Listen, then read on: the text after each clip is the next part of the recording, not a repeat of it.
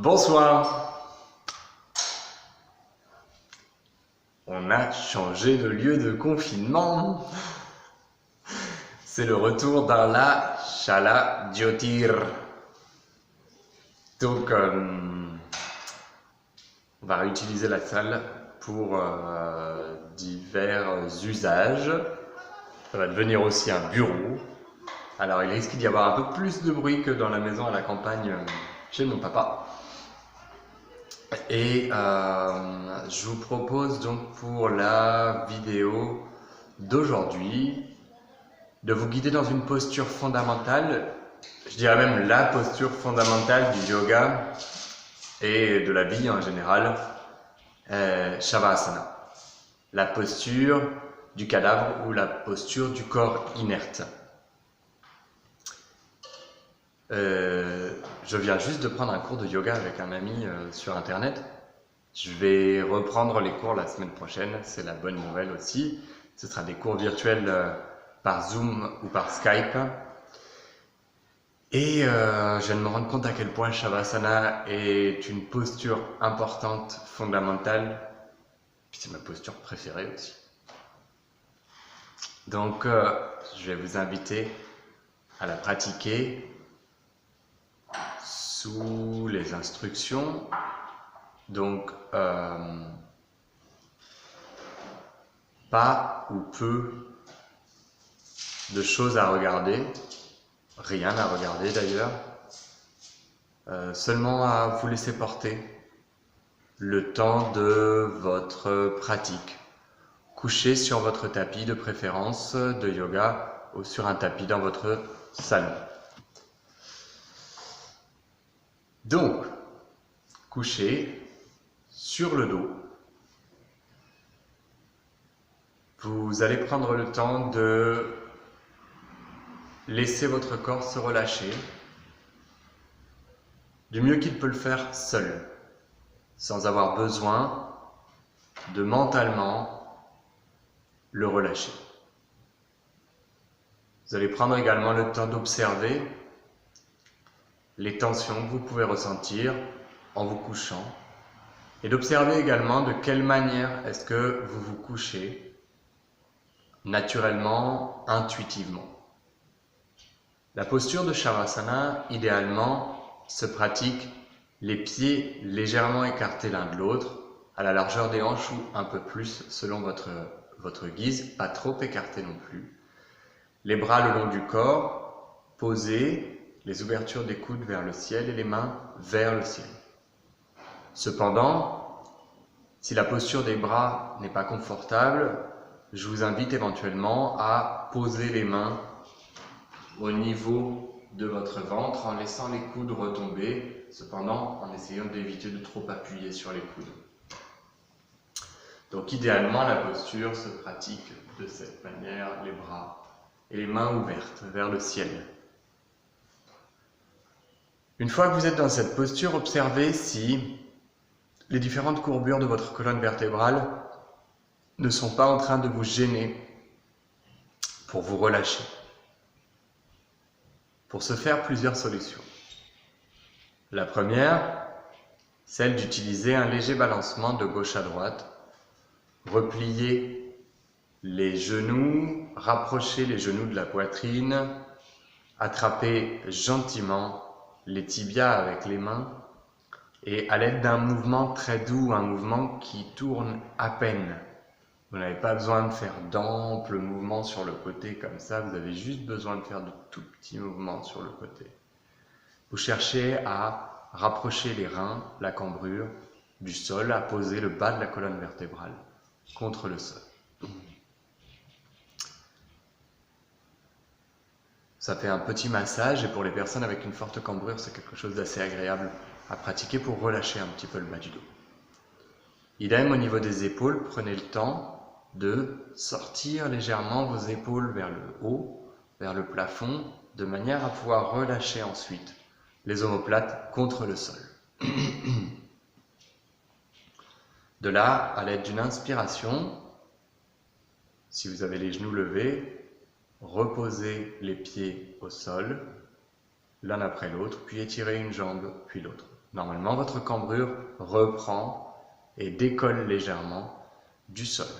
Si vous voulez travailler plus, je dirais, en profondeur sur le rapprochement de votre colonne vertébrale du sol, à l'aide de vos mains, vous passez la paume de vos mains sous les reins et sous les fesses, en tirant la chair des fesses le plus loin possible vers les pieds, en direction des pieds, et vous relâchez, reposez les bras à nouveau. Vous pouvez également soulever un bras, poser l'omoplate, laisser le bras tomber, soulever l'autre bras, poser l'omoplate et le laisser retomber, étirer la nuque en rentrant légèrement le menton. Prenez une grande inspiration et expirez, détendez-vous complètement. Chaque inspiration amène un peu plus de profondeur à votre respiration, un peu moins d'agitation dans votre corps et un peu plus d'attention dans votre esprit. Chaque expiration vous permet de vous affaisser complètement contre le sol, de vous défaire de tout besoin d'agir, de prendre un instant pour vous arrêter. Pendant cette période particulière durant laquelle on essaye tous de trouver des occupations, Shavasana est aussi fondamental que pendant notre vie active, normale entre guillemets. Les yeux se ferment, votre mâchoire inférieure décroche, se détend.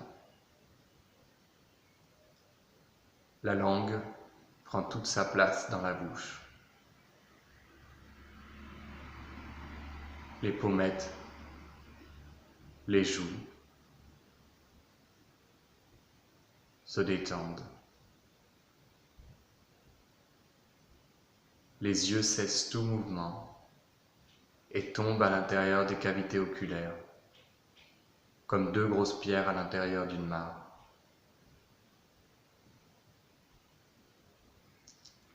Les sourcils se détendent, le front défronce. Enfin, le cuir chevelu se relâche.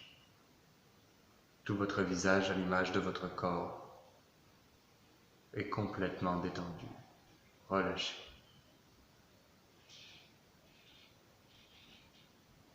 Pendant la pratique de Shavasana, vous n'êtes pas en train de dormir.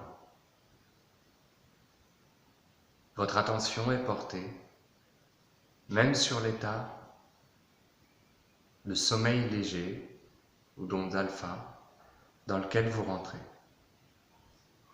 À savoir que vous restez lucide, même dans le relâchement complet de votre corps, et attentif à ce qu'il se passe. Il n'est pas rare de vous entendre ronfler pendant Shavasana, et c'est très bien si vous êtes capable de soutenir la conscience, l'attention à ce qu'il se passe autour de vous, même lorsque vous ronflez légèrement, même lorsque vous rentrez en sommeil léger. C'est le premier pas vers les rêves lucides.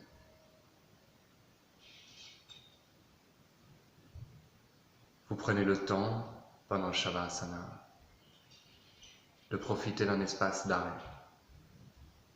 d'un espace durant lequel vous ne dormez pas, d'un espace durant lequel vous prêtez attention à ce qu'il se passe en vous quand vous ne faites rien.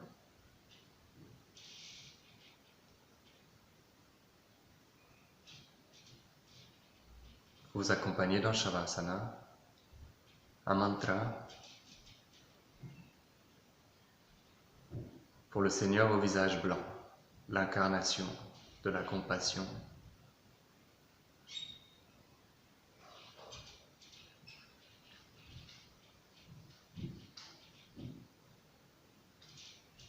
Karpura Goram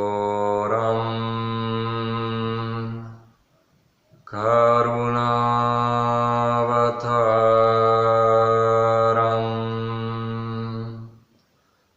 Sansarasaram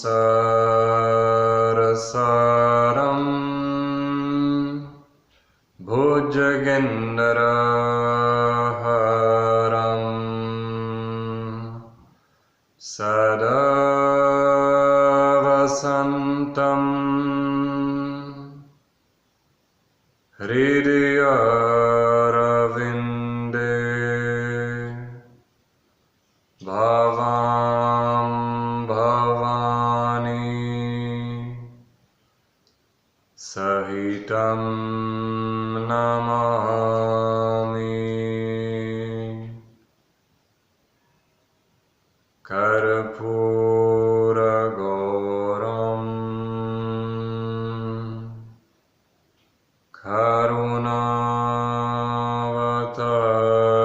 Karunavataram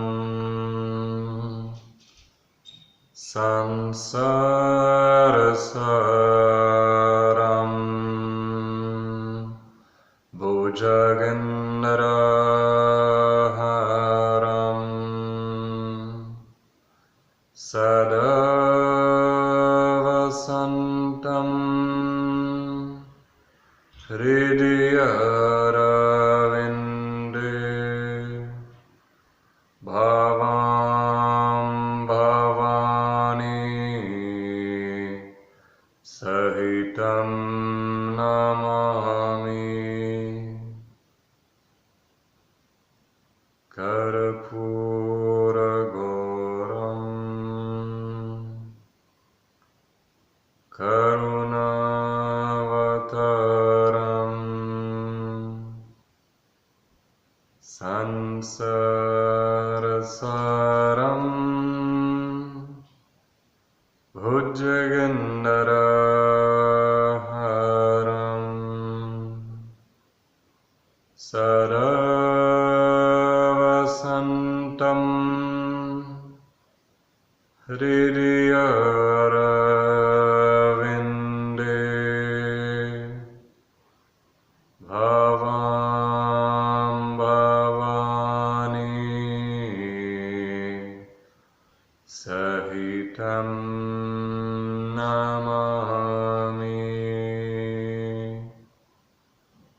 Om Shivaya Jur Mantram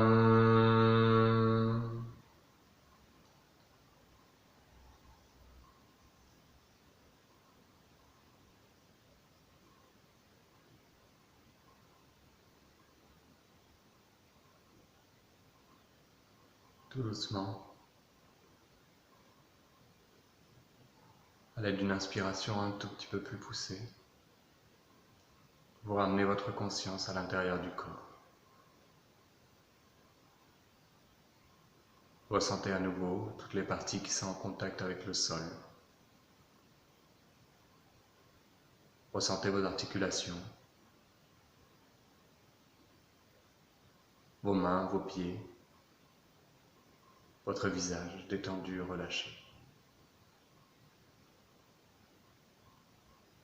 Lentement, gentiment et sans vous agiter, à l'aide d'une grande inspiration, vous étirez les bras au-dessus de la tête, entrelacez les doigts, poussez les paumes le plus loin possible de votre corps, étirez les pieds. Et à l'aide d'une expiration, vous repliez les jambes, talons au sol, genoux pointés vers le ciel. En restant sur votre tapis, basculez sur le côté gauche à la fin de votre prochaine expiration et utilisez le bras gauche comme un coussin. Recroquevillez-vous dans une posture de fœtus, toujours avec les yeux fermés, encore pour quelques instants. Prenez quelques respirations dans cette posture fœtale.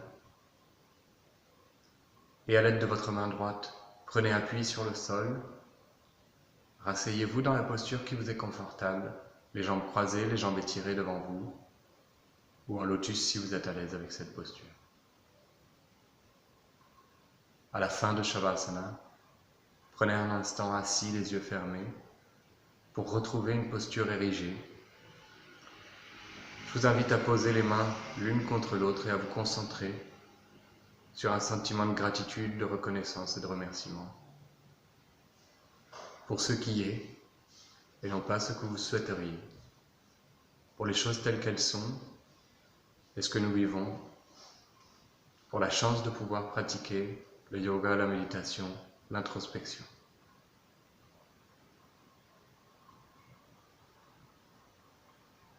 Hari Om.